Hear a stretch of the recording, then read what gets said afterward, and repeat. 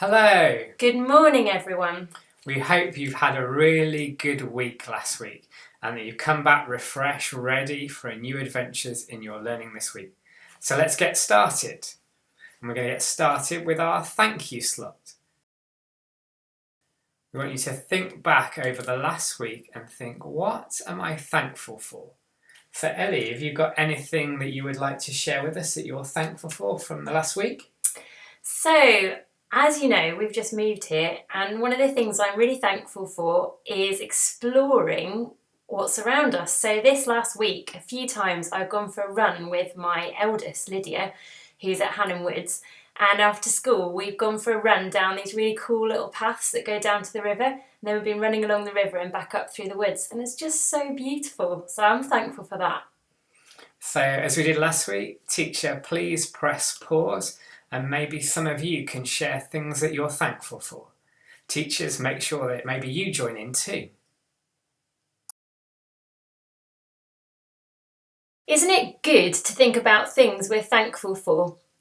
If I think about things that annoy me or worry me, then I end up feeling a bit grumpy or a bit down. But if I choose to think about good things and things I'm thankful for, then it lifts me up and brightens my day. So a quick reminder of our theme for the start of this term. Our theme is compassion. Can you remember what it means? Let me give you a clue. Can you remember our Bible story from last week about the Good Samaritan who helped the man attacked by robbers when others didn't? To have compassion means to care and to almost feel how another person feels and to want to try and help them. We're going to look in our Bible for another story where I can spot two people who show compassion. So as we watch our Bible story, see if you can spot the two people who we think show compassion in this story. Wait a second, I nearly forgot to tell you the really important bit. Our Bible story can be found in two places in the Bible. It can be found in Matthew's Gospel and in John's Gospel. So let's watch our Bible story together. Jesus feeds 5,000 and walks on water, from Matthew 14:22 through 33 and John 6:1 through 15. Thousands of people knew about Jesus' miracles. They had seen him heal the sick, the blind, the lame, and the deaf. Many of those people wanted to see Jesus do more miracles. They gathered from many towns to follow him around. Jesus and his disciples needed some time away from the crowds. They went to rest in the hills above the Sea of Galilee. But as Jesus looked out, he saw he had not escaped the crowds. They had hurried after him, and in their rush, they didn't think to bring any food for dinner. The crowd would soon be hungry. Turning to Philip, Jesus asked, "Where could we buy bread so the people could eat?" "Even if we had nearly a year's worth of wages, it would not be enough to buy even a little bit of bread for each person," Philip responded. Another disciple, Andrew, brought a young boy to Jesus. The boy was apparently willing to share his dinner, but he had only 5 small barley loaves and 2 small fish. His dinner was enough for just one person. The disciples urged Jesus to send the people away. Perhaps they could buy food on their way home. But Jesus knew the people had traveled a long way, and it was getting late. They could not travel without something to eat. "Make the people sit down in groups," Jesus told the disciples. He took the boy's barley loaves and gave thanks to God for them. He broke them in pieces and gave them to the disciples, who gave them to the people. Then Jesus did the same thing with the fish. The pieces of bread and fish kept coming and coming and coming and coming. Everyone had as much food as he wanted to eat. More than 5,000 people had a share of the boy's lunch. When everyone was finished eating, the disciples gathered 12 large baskets of leftovers. After seeing this miracle, the people desired to make Jesus their king. But that was not God's plan for Jesus at that time. Here are some questions from the Bible story. Teachers, feel free to only do a few of these for the younger ones. I hope you have some good class discussions. Teacher, please press pause.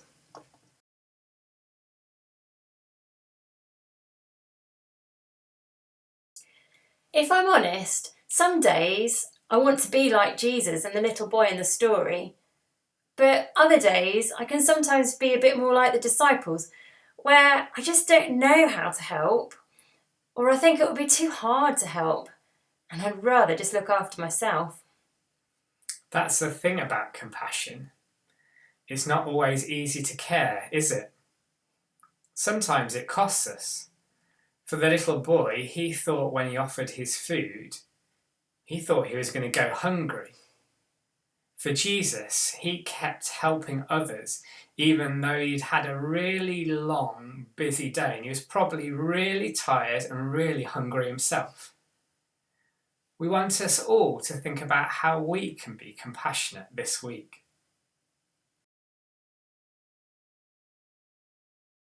First, we want us to think about how we can be compassionate to those around us.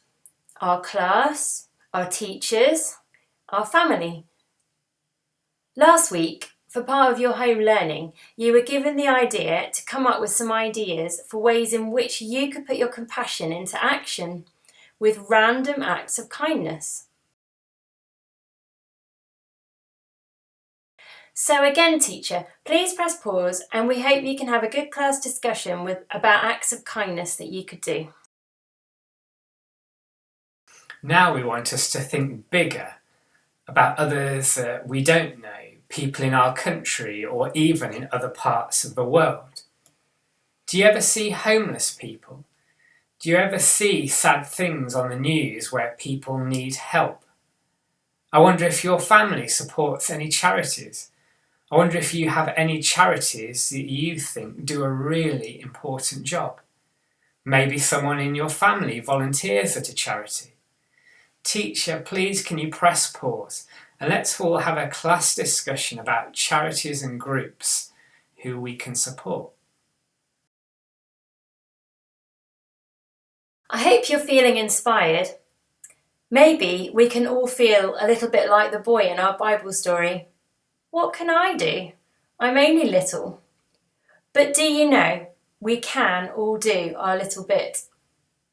Jesus can do amazing things when we care and want to try and help others. It's now time for our chillax worship time. Teachers, we have 2 songs to choose from.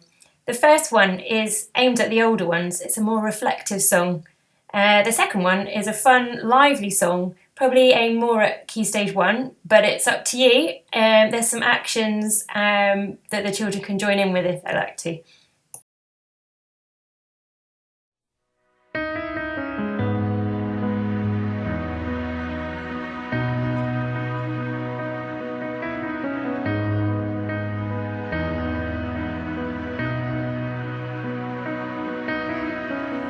I see a scene of empty eyes.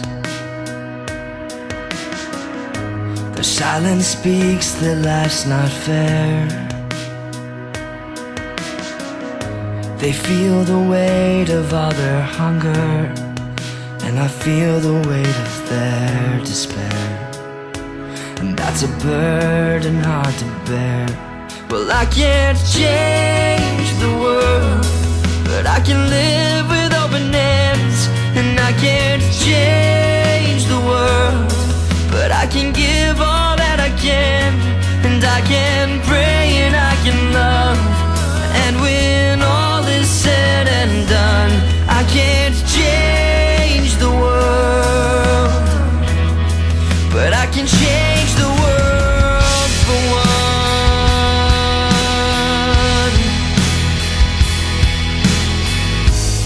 Hope can drown in so much need, and that's a poor excuse to turn away. 'Cause I have seen a grateful smile shining on a child's face, and that's why I have faith. Well, I can't change the world, but I can live with open hands. And I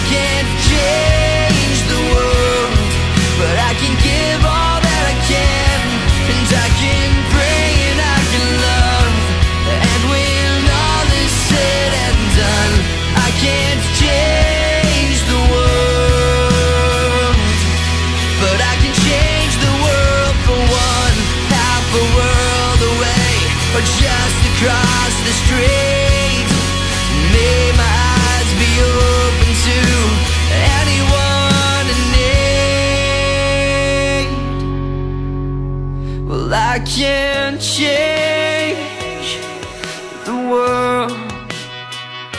No, I can't change the world. No, no, but I can pray and I can love.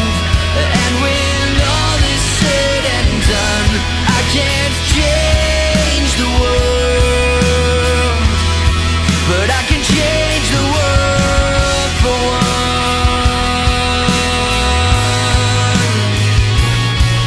For one.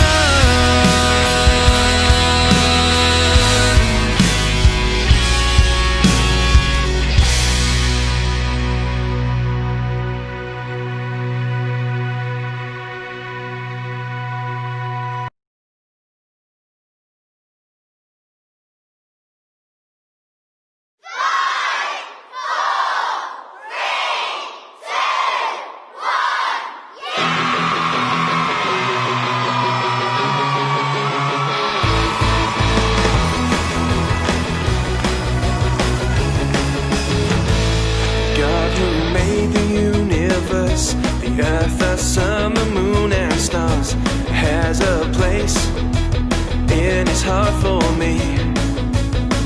From the beginning to the end, God will always be my friend. So I can jump and shout, 'cause God loves me. God's love is big, God's love is great, God's love is fab and he's my mate. God's love surrounds me every day, and I love to sing and say, God's love is big, God's love is strong, God's love goes on and on and on. God's love surrounds me every day, and I love to sing and say, God loves me. Way.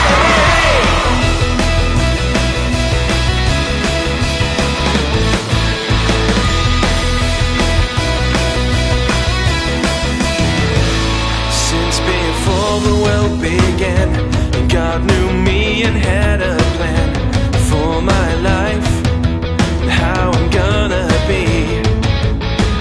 He sent Jesus to be my friend, to show his love will never end. So I can jump and shout, 'cause God loves me. God's love is big, God's love is great, God's love is fab and he's my mate. God's love surrounds me every day, and I love to sing and say, God's love is big, God's love is strong, God's love goes on and on and on. God's love surrounds me every day, and I love to sing and say, yeah.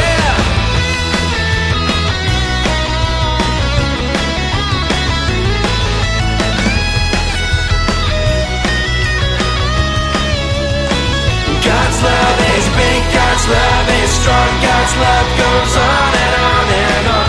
God's love surrounds me every day, and I love to sing and say, God loves me. Way.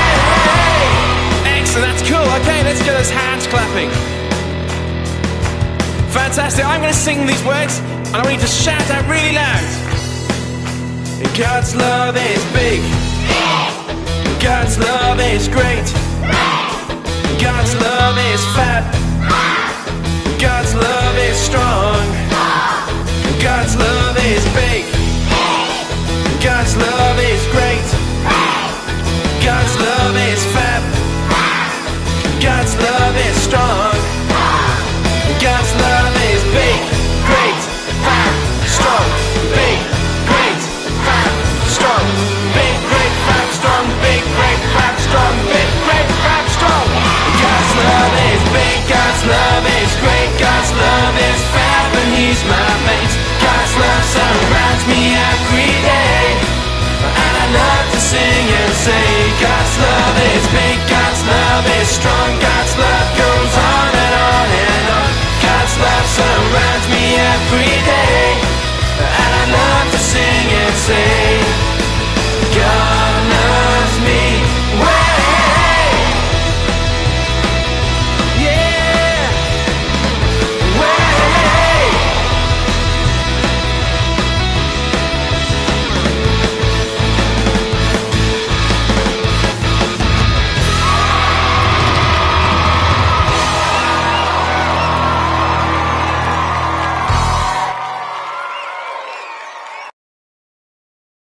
So we're going to finish our assembly with a few prayers.